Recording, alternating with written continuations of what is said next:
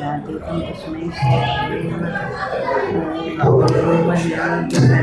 श्रीमात्मकं मानसं शिष्टस्थितियधिकारभोगममलं भावात्मकं वार्षिकं लोकक्षेमसुरक्षणपालनं स्वाभेक्षितात्रिदं वन्दे सुन्दरपरशिवपुरीं सिद्धेश्वरं शाश्वतं वन्दे सुन्दरपरशिवपुरीं सिद्धेश्वरं शाश्वतं वन्दे सुन्दरपरशिवपुरीं सिद्धेश्वरं शाश्वतं चिच्चम्बरं ओं स्थापकाय च धर्मशेषर्वधर्मस्वरूपिणे अवतारवरिष्ठाय रामकृष्णाय ते नमः ஓம்.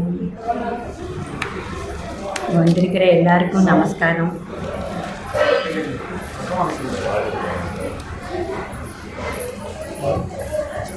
நம் மங்கையர்க்கரசியாரை பற்றி பேச வந்துள்ளேன்.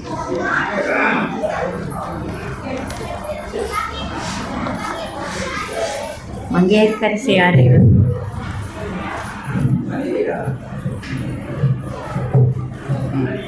ஞானசம்பந்தரும் சரி, சேக்கிழார் பெருமானும் சரி, அவங்கள அவ்வளவு ரொம்ப பெருமையாக சொல்கிறாரு. ஞானசம்பந்தர் சொல்கிறாரு, அந்த அம்மாவை போல் ஒரு அம்மா உண்டோ அப்படிங்கிற மாதிரி ஞானசம்பந்த பெருமான் சொல்கிறாரு. ஆனால் சேக்கிழார் பெருமான் சொல்கிறாரு, மங்கையர்க்கு தனியரசு எங்கள் தெய்வம், வளவர் திரு குலக்கொழுந்து வழக்கை மாணி, செங்கமல திருமடந்தை கன்னி நாடாள், தென்னர்குல பழிதீர்த்து தெய்வ பாவை, எங்கள் பிரான் சபையோர்கோன் அருளினாலே இருந்த தமிழ் நாடுற்ற இடர் நீக்கி தங்கள் பொங்கொழி வெண் திருநீரில் பரப்பினாரை போற்றுவார் கடல் எம்மால் போற்றலாமே அப்படின்னு சேக்கிழார் பெருமான் ரொம்ப பெருமையாக சொல்கிறாரு. ஏன்னா பாண்டியருடைய காலத்தில் இருந்தப்போ பாண்டிய மகாராஜாவோட அந்த பழி சொல்லை நீக்கினது நம்ம சோழக்குல மகளான மங்கையர்க்கரசி அன்னையார் தான். அந்த பாண்டிய நாட்டில் அரிமர்த்தன பாண்டிய மகாராஜாவோட மகன் சகநாத பாண்டியன்னு சொல்லுவாங்க. அவருடைய புத்திரன் தான் பூன் பாண்டியன். அவர் சின்ன வயசுலேயே ஒரு பூன் போட்ட மாதிரி நடந்துக்கிட்டே இருந்ததுனால அவரை எல்லாருமே அவருடைய இயற்பெயரை யாரும் சொல்லாமல் பூன் பாண்டியர் அப்படின்னு தான் கூப்பிட்டு இருக்காரு.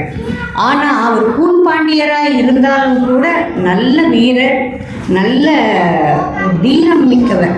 அதே மாதிரி அவர் இந்த நாட்டுக்காக செய்கிற எல்லா சேவைகளும் சரி, போர் புரியறதுலேயும் சரி, எல்லா இதுலேயுமே நம்பர் 1 இருப்பார். ரொம்ப பாராட்டத்தக்கவர் அவர்.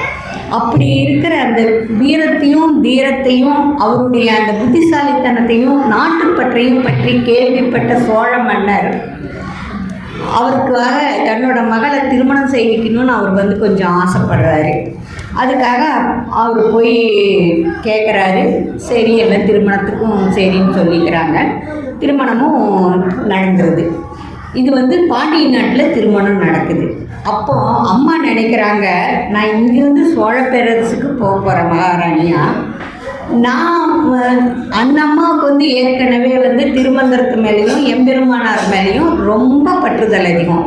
அவங்க என்ன செஞ்சாலுமே முதல்ல எம்பெருமானுக்கு அர்ப்பணம் பண்ணி எம்பெருமானை நினச்சி அவரை மனசார துதிச்சுட்டு தான் அடுத்த இது செய்வாங்க.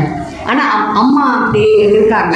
நான் இப்போ மதுரைக்கு போனேன்னா அங்கே இங்கே மீனாட்சி அண்ணி இருக்காங்க, சுந்தரேஸ்வர பெருமான் இருக்காங்க. அங்கே போனால் என்னுடைய தொண்டாற்றுதல் எனக்கு சேவை பண்ணக்கூடிய ஒரு சந்தர்ப்பமும் இருக்குது. அங்கே போனோம்னா நம்ம ரொம்ப நாளாக இருக்கலாம், பெருமானை எப்போ பார்த்தாலும் எப்போ வேணாலும் போய் தரிசனம் பண்ணலாம் அப்படிங்கிற ஒரு சந்தோஷத்தோட அவங்களுக்கு அவர் பாண்டியராஜாவை கல்யாணம் பண்ணினதை விட நம்ம கோயிலுக்கு போய் திருத்தொண்டு செய்யலாம் அப்படிங்கிறதுல ரொம்ப பெருமையாக அம்மா ரொம்ப ஆசையோட கல்யாணம் பண்ணிக்கிறாங்க. அவரை கல்யாணம் பண்ணிட்டு அவங்க அங்கேருந்து இங்கே பாண்டிய நாட்டுக்கு வந்துடுறாங்க. ஆனால் அம்மாவோட இயற்பெயர் மாணின்னு சொல்லுவாங்க. மங்கையர்க்கரசிங்கிறது அப்புறமா கொடுத்த பேர் தான். அம்மாவோட இயற்பெயர் மாணி. அது மாணின்னு பேர் பெற்றதுனாலேயோ என்னமோ ஞானசம்பந்த பெருமான் சொல்கிறாரு, மங்கையர்க்கரசி வளவர்கோன் பாவை வரிவளை கைமட மாணி என்று சிறப்பித்து பெருமையோடு போடுறாங்க. சேக்கிழாரோ என்ன பண்ணுறாரு, பூசுரர் சூடாமணியாம் புகழிவேந்தர் போனக ஞானம் ஒழிந்த புனித தேசுடையார் என்று சேக்கிழாரும் சொல்கிறாரு. அப்புறம் இவர் என்ன பண்ணுறாரு, இவர் கல்யாணம் பண்ணிட்டு இங்கே வந்துடுறாரு. வந்து எல்லாரும் வந்து திருநீர் வச்சுக்கணும், எல்லாரும் நல்லா பெருமானுடைய நாமம் பாடணும், பேசணும் அப்படின்னு சொல்லி இவங்க ரொம்ப ஆசைப்பட்டு இது பண்ணிட்டு இருக்கும்போது இங்கே இவர் என்ன பண்ணுறாரு, பூன்பாண்டியன் என்ன பண்ணுறாரு, அவருக்கு வந்து சைவத்தை விட சமண மதம் தான் ரொம்ப பிடிச்சிருக்கு. அவர் வந்து சமண மதத்தை சார்ந்து இருக்கார்.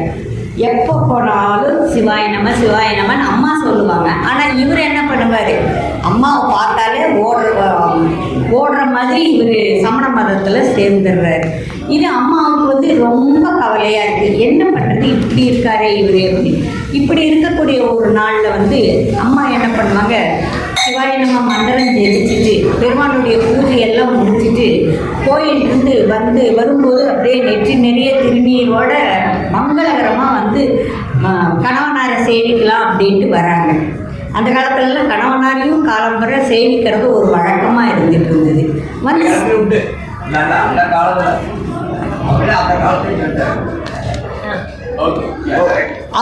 அவங்க வந்து சேவிக்கிறதுக்கு வரும்போது அப்போதான் மன்னர் குளிச்சுட்டு வெளியே வருவார். அம்மா வந்து சேவிக்கிறதுக்காக பக்கம் போன உடனே அவர் அச்சோன்று ஓடுறாரு குளிக்கிறதுக்கு. அப்புறம் மறுபடியும் என்ன பண்ணுறாங்க, குளிச்சுட்டு வெளியே வந்தோடனே அம்மா அங்கேயே நின்றுட்டு இருக்காங்க.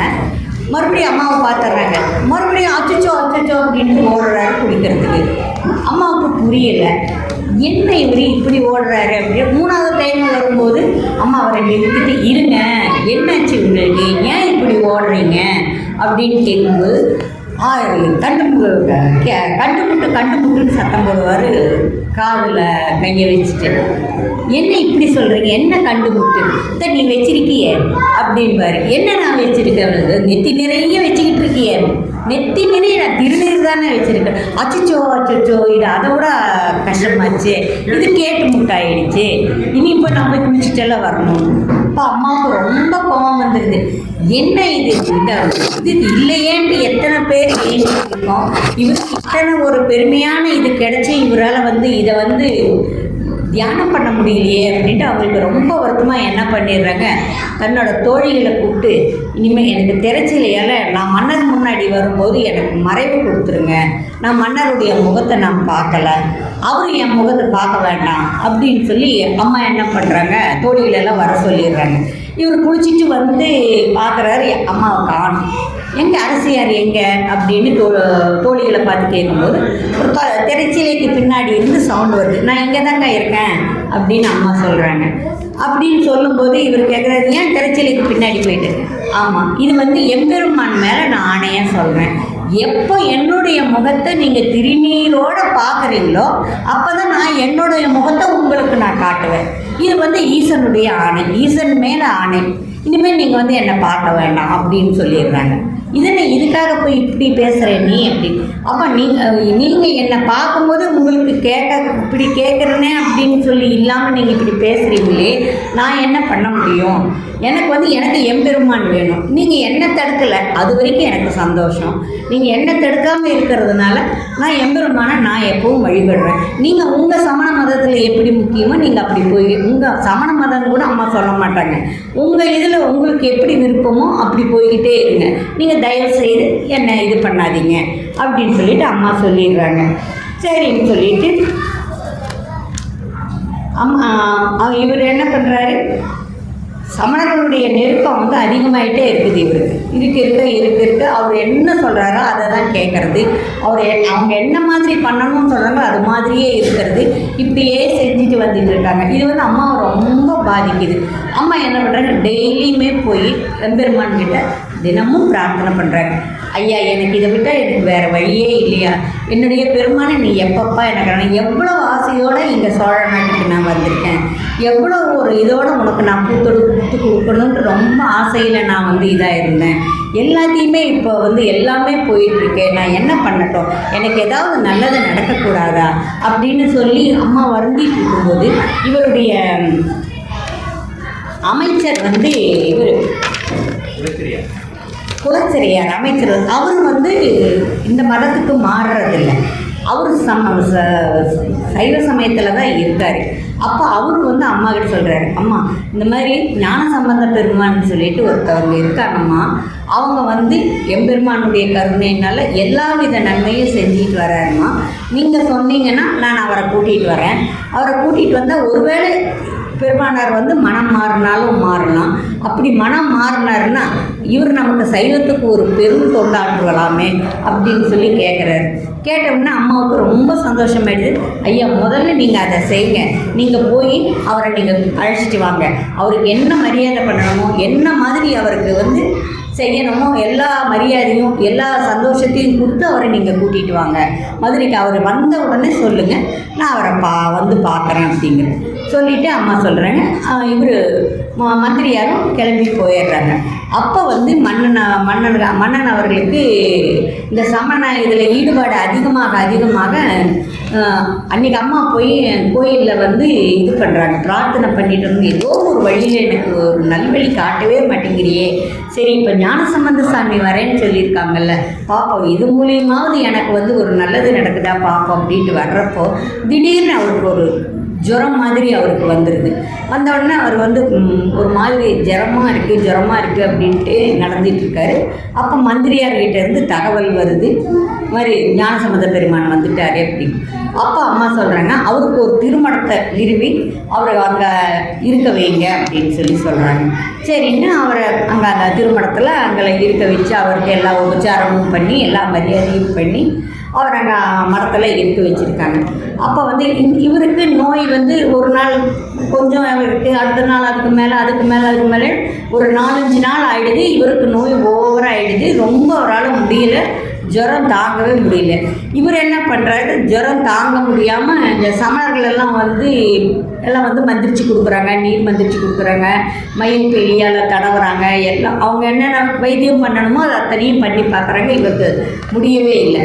ஆனால் அதுக்குள்ளேயே ஒரு ஒற்றன் வந்து இவர்கிட்ட சொல்கிறான், சாமிகள் வந்துட்டாங்க, சாமிகளை வந்து திருமணத்தில் தங்க வச்சுருக்காங்கன்னு ஒரு ஒற்றன் வந்து சொல்கிறாங்க.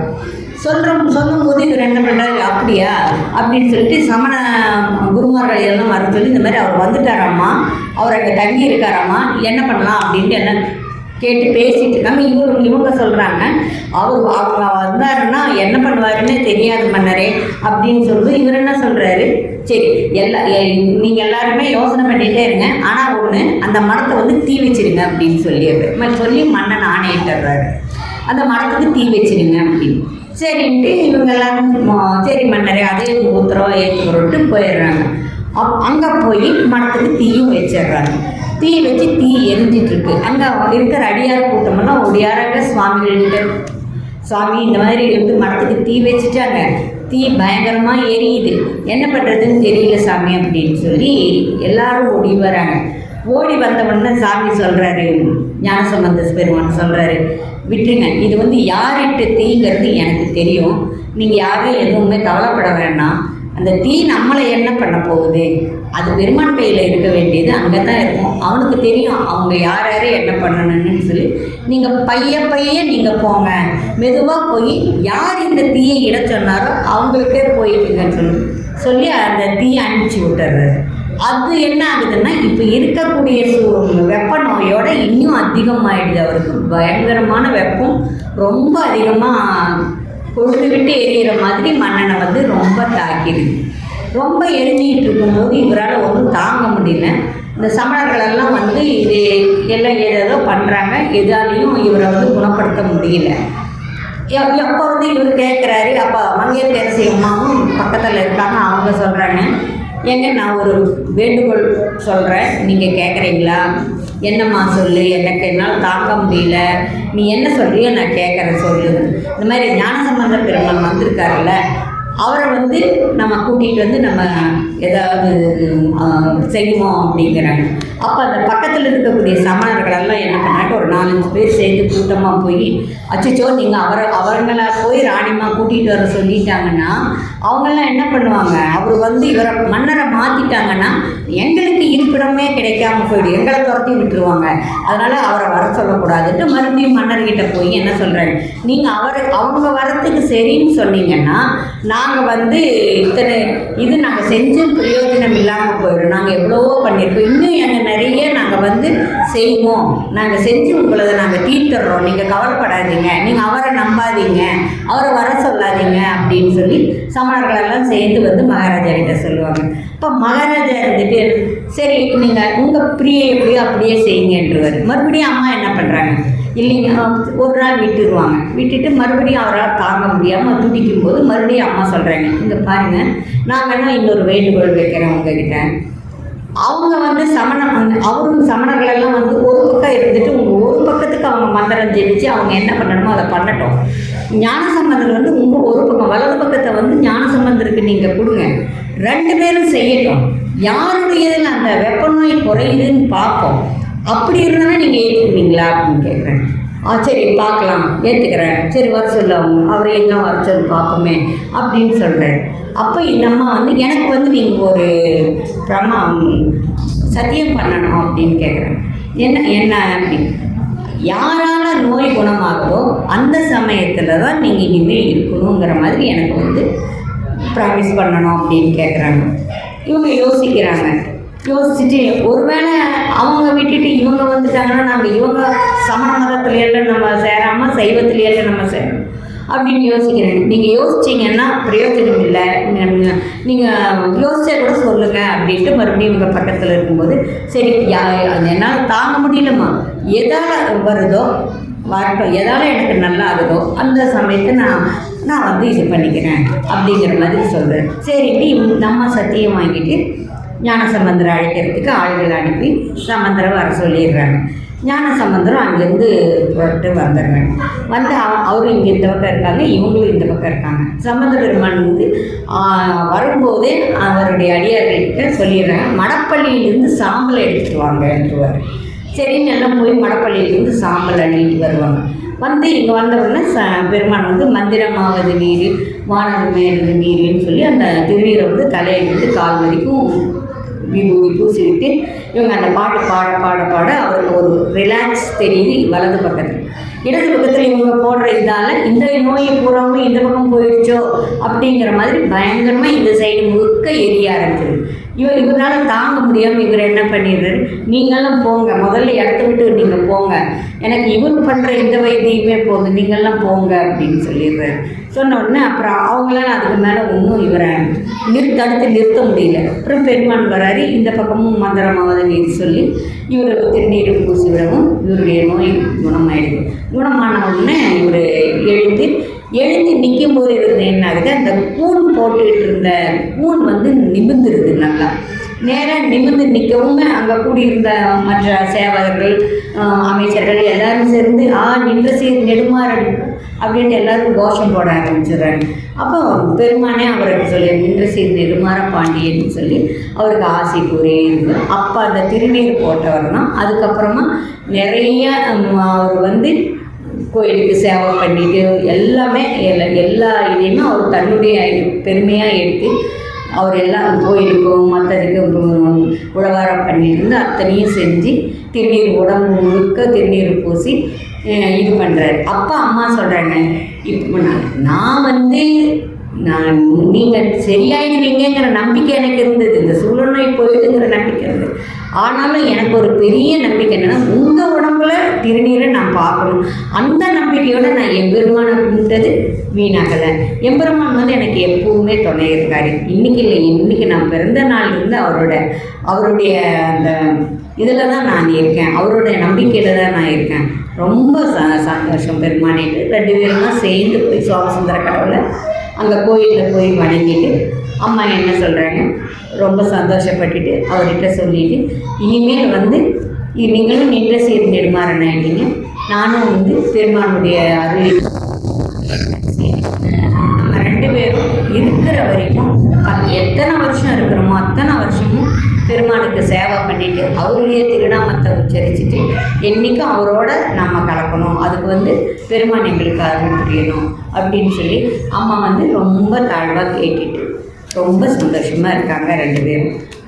இதில் அம்மாவுடைய பெருமையை விட அம்மா என்ன சொல்கிறாங்க, அந்த நம்பிக்கையின் பேரில் நம்ம எப்படி ஒரு இது வந்தாலும் நம்ம அதை விடாமல், எத்தனை சோதனை வந்தாலும் நம்ம விடாமல் அந்த நம்பிக்கையோட உறுதியிலையும் எம்பெருமான் எங்களை காப்பாற்றுவார் அப்படிங்கிற அந்த ஒரு ஆசையிலையும் நம்ம இருக்கணும். அதே மாதிரி அந்த ஆசையோடவும் நம்ம குருநாதருடைய வாக்கை வேதமாகவும் எடுத்துட்டு நம்ம மந்திரமாகவும் வேதமாகவும் அவருடைய திருவாக்கை நம்ம எடுத்தோம்னா நம்ம வாழ்க்கையில் என்றைக்குமே நம்ம உயரலாம். அதுபோல் அம்மாவுடைய தியாக உணர்வையும் நம்ம புரியலாம். ஏன்னா அம்மா தன்னுடைய கணவருக்காக அனைத்தையும் விட்டு பெருமானுடைய திருவடி பற்றணும் அவர் அப்படிங்கிறதுக்காக தன்னுடைய எல்லா ஆசைகளையும் தொடர்ந்து இவரையே தன்னுடைய குறிக்கோளாக வச்சு எம்பெருமான் கிட்ட அவர் கேட்டுட்டு இருந்த அந்த ஒரு பாக்கியம் மன்னருக்கும் கிடைச்சி இப்போ அம்மாவுக்கும் கிடைச்சிருக்கிறதுனால நாமளும் பெருமானை பற்றி கொண்டு அவருடைய ஆசையாலையும் அவருடைய வேதமான மந்திரத்தாலையும் நாமளும் முன்னேறணும்னு வேண்டிக்கிறேன். இப்போ அம்மா திலகவதியாரை பற்றி நம்ம பார்க்கலாம். திருமுனைப்பாடி நாட்டில்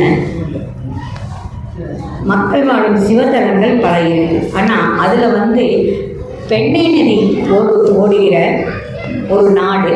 அந்த திருநாட்டில் எல்லா ஊர்களும் புனிதமானவை. அவற்றுள் தெய்வநெறி சிவபெருக்கும் திருவுறையூர் திருவாமூர் என்பது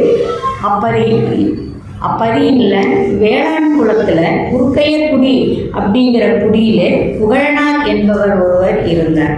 அவருடைய துணைவியார் மாலினியார். இருவரும் இல்லறமும் நல்லறத்தில் தெய்வநெறி சிவம் பெருக்கும் திருத்தொண்டாற்றி வந்தனர். அவங்களுக்கு ஒரு அழகிய பெண் மரபு தோன்றியது. அதுக்கு திலகவதின்னு பேர் வச்சு நல்ல சந்தோஷமாக வாழ்ந்துட்டு வராங்க.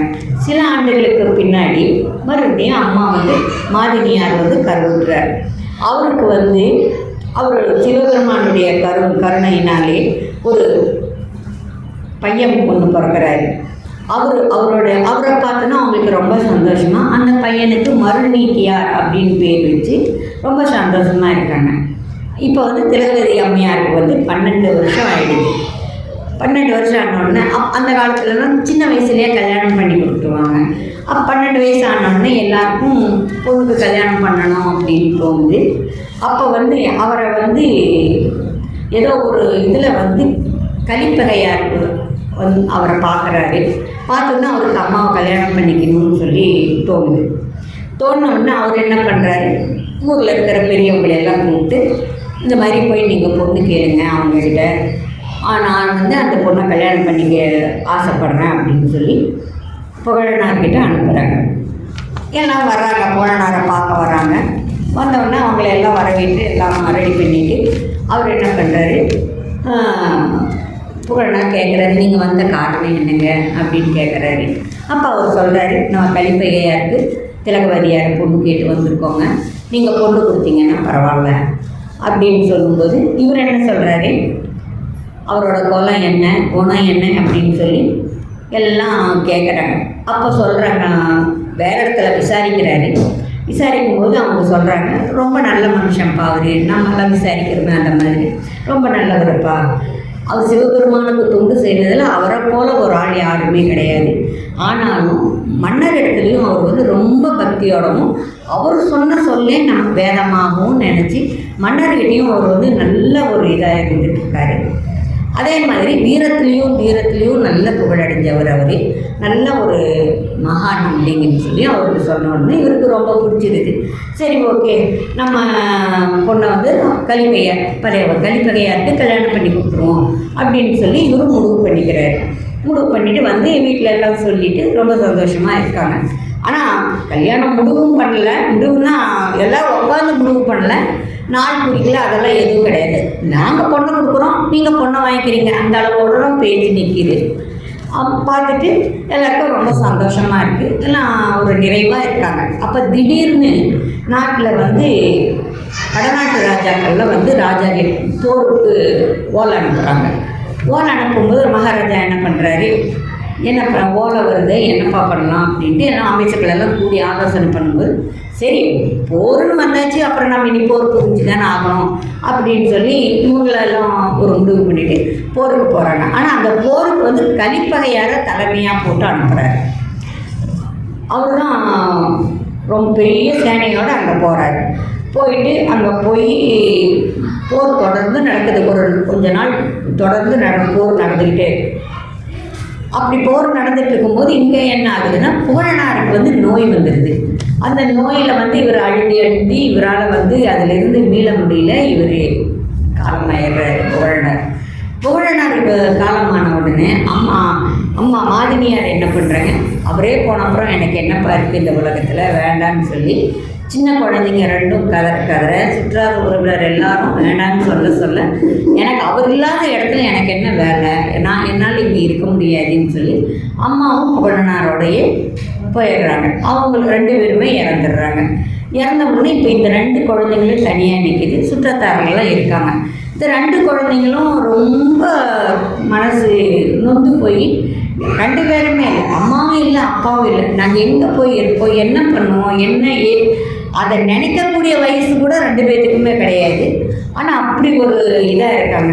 அப்புறம் கொஞ்ச நாள் ஆனவுடனே சுற்றத்தாரெல்லாம் அவங்கள மனசு தேற்றி, நீங்களாப்பா உங்களை பார்த்துக்கணும், நாங்கள்லாம் இருக்கோம் உங்களை பார்த்துக்குறோம், அழாமல் இருங்க அப்படின்னு சொல்லி அவங்களுக்கு ஒரு நாங்கள் உங்களோட இருக்கோம்னு சொல்லி ஒரு ஆறுதல் தேர்தல் சொல்லி கூட இருந்துக்கிட்டு இருக்காங்க. அப்போ இந்த பையனுக்கு வந்து ஒரு இந்த போர் நடந்துக்கிட்டு இருக்கு இல்லைங்களா, அப்போ போர்லேருந்து ஒரு தகவல் வருது. இந்த மாதிரி இவர் வந்து கலிப்பகையார் வந்து போரில் வந்து வீர சொர்க்கம் அடைஞ்சிட்டாரு அப்படிங்கிற ஒரு தகவல் வருது. வந்த உடனே எப்படி என்ன மாதிரி இவங்க அதை ஏற்றுக்கிறதுன்னு தெரியல. இந்த அம்மாவுக்கு ரொம்ப கஷ்டமாயிடுது. திலகவதியாக இருக்குது, அப்பாவும் போயிட்டாங்க, அம்மாவும் போயிட்டாங்க. ஆனால் என்னை கல்யாணம் பண்ணி தரேன்னு சொல்லி வாக்கு கொடுத்துட்டாங்க. கல்யாணத்துக்கு 4 குறிக்கல ஒன்றும் பண்ணல. ஆனாலும் என்ன அவருக்கு தான் அப்படின்னு சொல்லி 2 பேரும் மனம் ஒப்பி சொல்லிட்டாங்க. இனிமேல் நான் மட்டும் இங்கிருந்து என்ன பண்ண போகிறேன், வேண்டாம். நானும் வந்து இப்போ அம்மா எப்படி அப்பா போன உடனே எனக்கு எதுவும் வேண்டான்ட்டு போனாங்களோ அது மாதிரி நானும் வந்து அவரோட போய் சேர்த்துக்கிறேன் அப்படின்னு சொல்லி இந்த பொண்ணு என்ன பண்ணுறது, சின்ன பொண்ணு, அந்த 12 வயசு பொண்ணு, சரி நானும் கிளம்புறேன் அப்படின்னு சொல்லி இது பண்ணுறாங்க. அப்போது இவருக்கு ஒரு 5 வயசு இருக்குன்னு வச்சுக்கோங்களேன். இந்த தம்பி இவருக்கு மருளைக்கியாருக்கு அவருடைய அந்த காலில் விழுந்து அக்கா காலில் விழுந்து கதறாங்க. அக்கா நீயும் போயிட்டீங்கன்னா நான் என்னக்கா பண்ணட்டும், எனக்கு யார் இருக்காங்க சொல்லுங்கள், அம்மா இருக்காங்களா, அப்பா இருக்காங்களா, நீங்களும் போயிட்டீங்கன்னா நான் என்ன பண்ணட்டும், நீங்கள் கூட இருந்தாலாவது எனக்கு ஏதாவது தெரியும் பண்ணணும், நான் ஏதாவது செய்வேன் பண்ணுவேன், ஒன்றும் இல்லாமல் நான் என்னக்கா பண்ணட்டும் அப்படின்னு சொல்லி அழுதுன்னு இந்த பொண்ணுக்கு கொஞ்சம் மனசு மாறுது. சரி தம்பிக்காக வேண்டி நான் இருக்கேன், மற்ற எதுக்காகவும் நான் இருக்க மாட்டேன், மற்ற எதுவும் எனக்கு தேவையில்லை, தம்பி தான் எனக்கு முக்கியம், நான் தம்பிக்காக நான் இருக்கேன் அப்படின்னு சொல்லி தம்பியை வாரி அடைச்சிட்டு அக்கா வந்து கூட வந்துடுறாங்க. இப்படியே சில வருடங்கள் போயிட்டுருக்கும்போது தம்பியும் அக்காவும் இப்படின்னு தம்பியும் வளர்ந்து பெரிய பையனாயிடுறாங்க. அவங்களுக்கு வந்து தம்பிக்கு வந்து நல்ல விஷயங்களில் ஈடுபடணும், தான தர்மங்கள் செய்யணும், மக்களுக்கு எல்லாம் தரணும் பண்ணணும், குடிக்கிறதுக்கு தர்மசாலை அமைக்கிறதுக்கு வெறும் செல்வம் இருக்குல்ல, அவர் புகழநாதனுக்கு வந்து நல்ல செல்வம் தரவர். அந்த செல்வத்தெல்லாம் எடுத்து மக்களுக்காக எல்லா சேவையும் பண்ணுறாங்க, கோயில் குளத்தெல்லாம் இது பண்ணிகிட்டு இருக்காங்க, எல்லாம் நல்லது பண்ணிகிட்டு இருக்காங்க. அப்போ அவருக்கு மனசில் வந்து ஒரு திடீர்னு ஒரு சந்தேகம் வருது, எந்த சமயம் வந்து நல்ல சமயம், நல்லதை போதிக்கிற சமயம் வந்து எந்த சமயத்தில் நம்ம சேர்ந்தோன்னா நம்ம வந்து நல்லது பண்ண முடியும் அப்படிங்கிறத வந்து அவர் யோசிக்கிறார். யோசிச்சுட்டு சைவத்துக்கு போகலாம், சைவ சமயத்தில் நல்லது இருக்கா இல்லை வைணவத்தில் நல்லது இருக்கா என்னன்னு எனக்கு ஒன்றும் புரிய மாட்டேங்குது அப்படின்ட்டு யோசனை பண்ணிகிட்டு இருக்கும்போது ஒரு சிலரெல்லாம் அவங்க பேசிக்கிறது பண்ணதெல்லாம் இவர் காது கொடுத்து கேட்கும்போது அவருடைய காதில் என்ன மாதிரின்னா கொல்லாமை அப்படின்னு சொல்லிட்டு எல்லா விஷயமும் பண்ணக்கூடிய ஒரு சமண சமயம் வந்து இவருடைய காதில் விழுகுது. அப்போ மறுபடியும் இவர் நினைக்கிறார், அட இந்த மாய உலகத்தில் இருந்துட்டு எது எனக்கு நல்ல சமயம்னு தெரியாமல் நான் இப்படி உழன்றுட்டு இருக்கேனே, எனக்கு என்ன நான் இப்படியே இருந்து நான் என்ன தான் பண்ண முடியும் அப்படிங்கும்போது இதையே அவர் காதில் நினச்சிக்கிட்டே இருக்கும்போது, ஓ அப்பா இந்த கொல்லாமை வேண்டாம் அப்படிங்கிற இந்த சமண சமயத்துக்குள்ளே நம்ம போனால் எப்படி இருக்கும், நம்ம இதை பற்றி நம்ம பார்ப்போம் அப்படின்னு சொல்லி இவர் என்ன பண்ணிடுறாரு, அந்த சமண சமயத்துக்குள்ளே சேர்த்துக்கிறாரு. சேர்ந்துட்டு அங்கேயே அங்கே பாடலிபுத்திரங்கிற ஒரு ஊரில் போய் அந்த ஸ்கூலில் போய் சேர்ந்துட்டு அங்கேயே படித்து நல்ல பெரிய ஒரு அளவு எல்லாத்துலேயும் எல்லா கலைகளையும் கற்று நல்ல ஒரு இவராயிடுறாரு. நல்ல ஆசான் மாதிரி நல்லா வந்தார். மாணவன் தான், ஆனால் ஆசான் அளவுக்கு இவர் நல்லா புகழ் பெற்று வந்தார். அப்போ இந்த சமண குருமார்களெல்லாம் சேர்ந்து இவருக்கு என்ன பண்ணுறாங்க, அடேங்கப்போ எங்களையெல்லாம் இந்த ஆள் மிஞ்சி போயிட்டான், அதனால் இவரை நம்ம தலைவராக நம்ம போட்டால் தான் நம்ம உருப்படியாக முடியும். ஏன்னா அந்தளவுக்கு நம்மளுடைய கொள்கைகளெல்லாம் இவருடைய மண்டையில் ஏறி இருக்குது அப்படின்னு சொல்லி இவங்கெல்லாம் கூடி பேசிட்டு இவருக்கு தர்மசேனருங்கிற பட்டத்தை கொடுத்து இவரை பெரிய ஆசிரியர் ஆக்கிடுறாங்க. இப்போது இவர் என்ன பண்ணுறாரு, இவருடைய அந்த புத்திசாலித்தனத்தாலையும் மற்ற மதிநுட்பத்தாலையும் இவர் என்ன பண்ணுறாருன்னா, புத்தர்களெல்லாம் இவரோட வாதம் பண்ண வருவாங்க. அவங்க கூடலாம் வாதம் புரிவார். பௌத்தர்கள் கூட புத்தர்கள் கூட எல்லாரோடும் வாதம் புரிஞ்சு எல்லாத்துலேயும் ஜெயிச்சு வருவார். அப்போ இந்த சமண சமயத்தில் இருக்கிறவங்களுக்கெல்லாம் ரொம்ப ஒரு சந்தோஷம். ஏன்னா தன்னோட மதம் அவ்வளோ பெருசாகிட்டு இருக்கு, தன்னோட மதத்துடைய புகழ் எல்லா இடத்துக்கும் பரவுது, அப்போ நம்ம சமண மதத்தை யாராலையும் இனிமேல் வெல்ல முடியாது அப்படிங்கிற ஒரு ஆக்ரோஷம் இவங்களுக்கு கிளம்பிடுது. அதனால் இவங்க என்ன பண்ணுறாங்க, சுற்றி இதையவே சொல்லி இவரை நல்லா ஊக்குவிக்கிறாங்க, இதுலேயே இருக்கணும்னு சொல்லி. இவர் இப்படி போயிட்டு இருக்கும்போது இவங்க அக்கா என்ன பண்ணுறாங்க, இவர் விட்டுட்டு போன உடனே இவர் அக்கா கிட்ட சொல்லிக்காமல் போயிருக்கார். போன உடனே அக்கா இதில் தன்னுடைய சுற்றத்தார்களெல்லாம் விட்டுட்டு இதில் கெடில நதி பக்கத்தில் அங்கே இருக்கக்கூடிய சிவன் கோயிலில் அங்கே தங்கிக்கிறார். சிவன் கோயிலே ஒரு சின்ன மடத்தை நிறுவிட்டு அங்கே தங்கிட்டு நதியில் போய் குளிச்சுட்டு அங்கே சாமிக்கு தொண்டாட்டிக்கிட்டு சாணி போட்டு மெழுகி பூ சூடி நந்தவனத்திலிருந்து பூவெல்லாம் பறிச்சுட்டு கட்டி எம்பெருமானுக்கு போட்டு அம்மா கைங்கரியம் பண்ணிவிட்டு, ஆனால் ஒவ்வொரு நாளும் தவறாமல் சாமிகிட்ட பிரார்த்தனை பண்ணுவார். என்னோடய தம்பி இந்த மாதிரி பரசமயத்தில் போய் சேர்ந்துட்டானேப்பா, நான் என்ன பண்ணட்டும், இப்படியே நீ விட்டேன்னா என் தம்பி நான் எப்போ பார்க்குறது, அவனுக்காக நான் இருக்கேன், இதை நீ நினச்சி பார்க்க மாட்டியா அப்படின்னு சொல்லி தினமும் போய் அம்மா பெருமாட்டம் முறையிட்டுக்கிட்டே இருக்காங்க, பிரார்த்தனை பண்ணிக்கிட்டே இருக்காங்க. எப்படியாவது என் தம்பியை என்கிட்ட கொண்டாந்து சேர்த்துரு, என்கிட்ட கூட இல்லை உன்கிட்ட சேர்த்துக்கோ, நான் என்ன பண்ண போகிறேன், ஆனால் உன்னுடைய திருவடி அவன் பற்றணும், உன்கிட்ட அவன் இருக்கணும்னு சொல்லி தினமும் அம்மா போய் அவன் பெருமான்கிட்ட பிரார்த்தனை பண்ணிகிட்டே இருக்காங்க. ரொம்ப நம்பிக்கையோடவும் பக்தியோடவும் ரொம்ப சிரத்தையோடவும் இதை செய்கிறாங்க. ஆனால் ஒரு நாளும் தவறுறதில்லை. அம்மா இது சேவை பண்ணுறதுக்கு, பெருமானுக்கு சேவை பண்ணுறது ஒரு நாளும் தவறாமல் செஞ்சுக்கிட்டு இருக்காங்க. எல்லாம் பண்ணிகிட்டு இருக்கிறப்போ ஒரு நாள் அம்மா இப்படி ஒருத்தர் ரொம்ப நொந்து போய் ஐயா கிட்ட சொல்கிறாரு, ஐயா என்னால் பொறுக்கவே முடியல, ஐயான்னா பெருமான் கிட்ட எபெருமான்கிட்ட சொல்கிறாரு, என்னால் பொறுக்கவே முடியலப்பா, எனக்கு ரொம்ப கஷ்டமாக இருக்குது, எப்போ என் தம்பி எனக்கு நீ திருப்பி தருவ, எப்போ அவன் இங்கே வருவான், எப்படி இருப்பான், இப்படியே அவன் இருந்தான்னா நான் என்ன பண்ணட்டும், உன்னை எப்போ அவன் கை தொடுவான் அப்படின்னு ரொம்ப நொந்து போய் அம்மா கேட்கும்போது அன்றைக்கி இரவு கனவுல பெருமானார் சொல்கிறாரு, அம்மா அவன் ஏற்கனவே முனிவனாக இருந்து என்னை நோக்கி தவம் செஞ்ச வந்தம்மா, அவன் கொஞ்ச நாள் ஒரு சின்ன பிழையினால் இப்போ பிறந்திருக்காப்படி, அவரை நான் பார்த்துக்கிறேன், நீ கவலைப்படாத அப்படின்னு சொல்லி கனவுல சொல்கிறாங்க. உடனே அம்மா மறுநாள் ரொம்ப சந்தோஷத்தோட நந்தவனத்திலிருந்து பூவெல்லாம் போய் பெருமானுக்கு போட்டு, அப்போ ரொம்ப சந்தோஷம், ரொம்ப நன்றிப்பா, உன் திருவடியை நான் என்றைக்கும் மறக்காமல் இருக்கணும் அப்படின்னு சொல்லி அம்மா கும்பிட்டுட்டு ரொம்ப சந்தோஷத்தோடு வராங்க. இப்போ இங்கே அவருக்கு என்ன ஆகுதுன்னா சூழ நோய் வந்துடுது. அவருக்கு ரொம்ப வயிற்று வலி, அவரால் தாங்கவே முடியல. முதல்ல லைட்டாக ஆரம்பிக்குது, கொஞ்சம் கொஞ்சமாக அதிகமாகுது. அவரால் அந்த சூழ நோயை கட்டுப்படுத்தவே முடியல. என்ன பண்ணுறதுன்னு அவருக்கும் தெரியல. அவர் போய் சமண குருமார்கள் கிட்ட போய் சொல்கிறாங்க. அவங்களாம் உடனே குண்டிகையை வச்சு நீரெல்லாம் வந்துருச்சு அவருக்கு கொடுக்குறாங்க. வாங்கி இவரும் குடிச்சிட்டு பார்க்குறாரு. அப்பவும் சரியாகலை. உடனே அவரை படுக்க வச்சு மயில் பீலியால் எல்லாம் மந்திரிச்சு விடுறாங்க, அதுக்கும் சரியாகலை. ஆனால் அவங்களுடைய மந்திரமே இதுதான், அஸ்தி நாஸ்தி அஸ்தி நாஸ்தின்னு சொல்லுவாங்க. அந்த மந்திரத்தை சொல்லுவாங்க. அஸ்தினா இருக்குது, நாஸ்தினா இல்லை, ஒன்றும் இல்லை. ஆனால் அஸ்தி நாஸ்திங்கிற மந்திரத்தை சொல்ல இவருக்கு என்ன ஆகுது, இருக்குது இல்லை இருக்குது இல்லை அப்படி தானே வரும். உனக்கு வலிச்சா எனக்கு என்னங்கிற கதை தான் அது. அதனால் இவர் இது பண்ண அவருக்கு ரொம்ப வயிற்று வலி அதிகமாகிட்டே இருக்குது. அவரால் தாங்கவே முடியல. அப்போ இவர் என்ன பண்ணுறாரு, இவருக்கு ஒரு சமையற்காரருக்கு மேலே கொஞ்சம் பிரியம் அதிகம். எல்லாரிடமும் அந்த சமையற்காரர்கிட்ட இவர் கொஞ்சம் பிரியமாக நடந்துக்குவார். அப்போ அவரை வர சொல்லி கூப்பிட்டு அவர்கிட்ட சொல்லி விடுறாரு, கண்ணா நீ போய் எங்கள் அக்கா கிட்ட சொல்கிறீங்களா, எனக்கு இந்த மாதிரி ரொம்ப வயிற்று வலியாக இருக்குது, என்னால் ஒன்றுமே பண்ண முடியல, போய் தயவு பண்ணி போய் எங்கள் அக்கா கிட்ட சொல்லுங்கள் அப்படின்னு சொல்லிவிடுறாரு. சரின்னு அவரும் அக்கா கிட்ட சொல்ல வரும்போது அது ஒரு காலை பொழுது அம்மா பூ பொறிச்சிட்டு இருக்காங்க நந்தவனத்தில் இருந்து.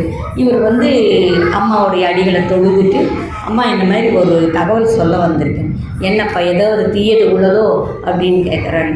ஆமாம்மா, உங்கள் தம்பியார் வயிற்று வலியினால் சாகாமல் சத்திக்கிட்டு இருக்காரு, ரொம்ப கஷ்டப்படுறாரு. அவங்க எல்லா வைத்தியமும் பண்ணிகிட்டு இருக்காங்க, ஆனால் ஒரு வைத்தியம் கூட அவருக்கு இதாகலை.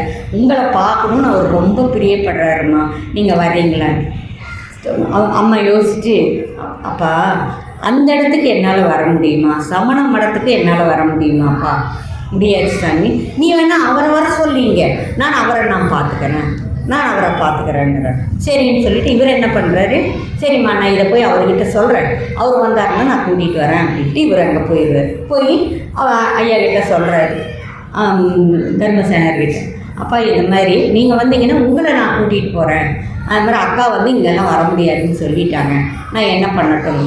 சரி அப்போனா இன்றைக்கி ராத்திரி எல்லோரும் தூங்கினதுக்கப்புறம் சத்தமெல்லாம் அடங்கினதுக்கப்புறம் நான் போகலாம் அப்படின்னு சொல்லிட்டு இவர் என்ன, அவங்களுக்கெல்லாம் ஆடை நம்ம மாதிரி கிடையாது, பாயை தான் இடுப்பில் கட்டிக்குவாங்க, மயில் பீலியை தான் அவங்க விசிறிக்குவாங்க, அதை மட்டும்தான் வச்சுக்குவாங்க அவங்க. அது மாதிரி இவர் பாயை தான் சுற்றிட்டு இருப்பார். கண்டிகைன்னு சொல்லிட்டு ஒரு கிண்ணத்தை வச்சுக்கிட்டு அதில் தான் ஆகாரமெல்லாம் அவங்க நின்றுட்டே சாப்பிடுவாங்க, நடந்துகிட்டே சாப்பிடுவாங்க, பேச மாட்டாங்க யார்கிட்டையும், நினச்ச மாதிரி நடந்துக்குவாங்க. அதெல்லாத்தையும் அவர் என்ன பண்ணுறாரு, ஒவ்வொன்றா அந்த டைம் வந்த உடனே 7-8 மணி ஆன உடனே கண்டிகையே தூக்கி வீசிடுறாரு. அந்த பாயையும் எடுத்து எரிஞ்சிட்டு மயில் பீலியையும் தூக்கி வீசிட்டு ஒரு வெண்மையான துணி, ஒரு வெள்ளை துணி எடுத்து தன்னை போத்திக்கிட்டு எல்லாம் யாராவது இருக்காங்களா பார்க்குறாங்களான்னு பார்த்துட்டு என்ன பண்ணுறாரு, கிளம்பிடுறாரு. அப்போ நடக்கவும் முடியல, ரொம்ப கஷ்டப்படுறாரு. அப்போ இவர் இந்த சமையல்காரர் கூட பக்கத்தில் போய் நின்னோடனே அவர் தோள் மேலே கைப்பட்டு, என்னை எப்படியாச்சும் கொண்டு போய் எங்கள் அக்கா கிட்டே விட்டுருப்பா அப்படின்னு சொல்கிறார். சரி வாங்க ஐயா நம்ம போகலாம் அப்படின்னு சொல்லி அவர் கூட்டிகிட்டு வர்றாரு. கூட்டிகிட்டு அவங்க அக்கா கிட்டே வந்த உடனே சாஷ்டாங்கமாக அக்கா காலில் விழுந்து, அக்கா நான் ரொம்ப கஷ்டப்படுறேன்க்கா. சரி தம்பி விடுக்கண்ணா, பரவாயில்ல, உனக்கு என்ன, உனக்கு எல்லாமே பெருமாள் இருக்கார் பார்த்துக்குவார், நான் சொல்கிற மாதிரி நீ இருந்தீன்னா போதும், நீ இதையெல்லாம் விட்டுட்டு நீ வெந்நீர் நீ தானே நெத்தி நிறைய நீ திருநீரை அணிஞ்சிட்டு பெருமானை நீ கும்பிடு, உனக்கு எல்லாம் நல்லாயிடும், நீ கவலையே படாத அப்படின்னு சொல்லி அவரை என்ன பண்ணுறாங்க, அப்படியே அணைச்சி அவரை உள்ளே கூட்டிகிட்டு போய் அவரை உட்கார வச்சுட்டு திருநீர் எடுத்து நெத்தி நிறைய பூசி அப்படியே உடம்பு முழுக்க தடவி விடுறாரு. கொஞ்சம் நேரத்துலேயே என்ன ஆகுதுன்னா அப்படியே மெதுவாக சூழனை குறைய ஆரம்பிக்குது. இவர் கூட்டுறாயினவா திடீர்னு அவருக்கு அப்படியே தோணுது, ஏதாவது பாடணும் போல் தோணுது. பெருமானை நினச்சிக்கிறாரு, சிசுவான்னு சொல்லிட்டு கூட்டுறாயினவா அறிவியல் கதையிலிருந்து பாட ஆரம்பிக்கிறார். பாடி அந்த பாடல் முடியறதுக்குள்ளேயே இவருக்கு பரிபூர்ண குணமாயிடுது. குணமான உடனே அவரால் அதை தாங்க முடியல, அந்த சந்தோஷத்தை தாங்க முடியாமல் அழுதுட்டு அக்காட்ட சொல்கிறாரு, அக்கா உன்னால் இன்றைக்கி நானும் பிழைச்சேன், நம்ம குலமும் பிழைச்சது, நம்ம இதுவும் பிழைச்சேன், நம்ம தீவனே போச்சு, நம்ம தீவனையெல்லாம் தீயாக போச்சுக்கா, தீயில் மறைஞ்சி போச்சுக்கா, வாங்க நம்ம போய் பெருமானாரை கும்பிடலான்னு அவர் சொல்லும்போது ஒரு அசரீரி ஒருக்கிது, ஐயா இனி நீ திருநாவுக்கரசு என்ற பெயரில் அழைக்கப்படுவாய் அப்படின்னு சொல்லி ஒரு அசரீரி வாக்கு ஒலிக்குது. சரின்னு இவங்க 2 பேரும் அப்போ விடியற்காலே போய் மலர்களெல்லாம் கொய்துட்டு போய் பெருமானாருக்கு சூட்டி பூஜையெல்லாம் முடிச்சுட்டு அப்புறம் அவர் பாட ஆரம்பிச்சுக்கிறார். தேவாரங்களெல்லாம் ஒவ்வொன்றா பாட ஆரம்பிச்சுக்கிறாரு. பாடிட்டு பெருமானை கும்பிட்டு வெளியே அக்கா கூட இனிமேல் நான் எங்கேயும் போக மாட்டேன், நான் இங்கேயே தான் இருப்பாங்க.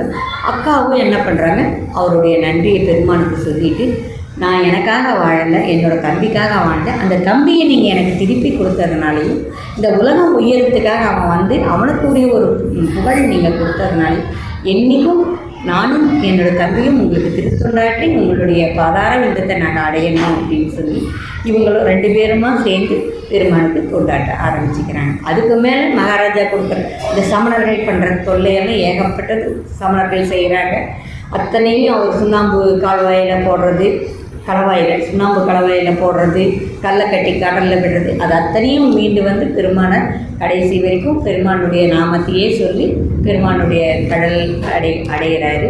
இங்கே வந்து அக்காவுடைய பெருமைன்னு பார்க்கும்போது தன்னுடைய சுகத்தையும் அதில் அக்காவுடைய இதில் வரும்போது இன்னொன்னையும் சொல்ல மறந்துட்டு, அவங்க தன்னுடைய அழகான அந்த ஆடைகள் அணிகலன்கள் எல்லாத்தையும் போட்டுட்டு வெள்ளை ஆடை அணிஞ்சு தான் திருமணத்துக்கு வருவாங்க. கெடில நதிக்கரைக்கு வர்றதே அவங்க அப்படி தான் வருவாங்க. அதனால் தன்னுடைய சுகத்தையோ தன்னுடைய ஒரு உணர்வு எல்லாத்தையுமே விட்டுட்டு எல்லாமே பகவானுக்கு அர்ப்பணிச்சுட்டு அவரே தான் எனக்கு காவல், அவரே தான் எனக்கு தெய்வம்னு சொல்லி அவரையே நம்பி பெருமானையே நம்பி அவர் வந்ததுனால இப்போ அவர் தன்னோட தம்பியோடவும் தன்னுடைய சிவபெருமானுடைய அருளாசியினாலேயும் ரொம்ப சந்தோஷமாக இருக்காங்க. அது மாதிரி நாமளும் நல்லபடியாக நாம் பெருமானை நினச்சி நம்ம குருநாதருடைய மந்திரத்தையும் அவர் கொடுத்த மந்திரத்தை வேதமாக நினச்சி குருநாதருடைய திருவடியை தொழுது என்னென்னைக்கும் அவருடைய ஆசீர்வாதத்தினால நல்லா இருக்கணும்னு வேண்டி கேட்கிறேன்.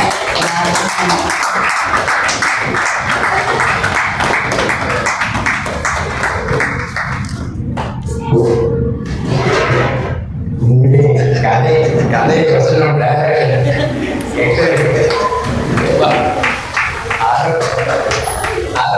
கதையை 1/2 மணி நேரம் பேச பண்ணி ஆனால் பாபு உண்மையை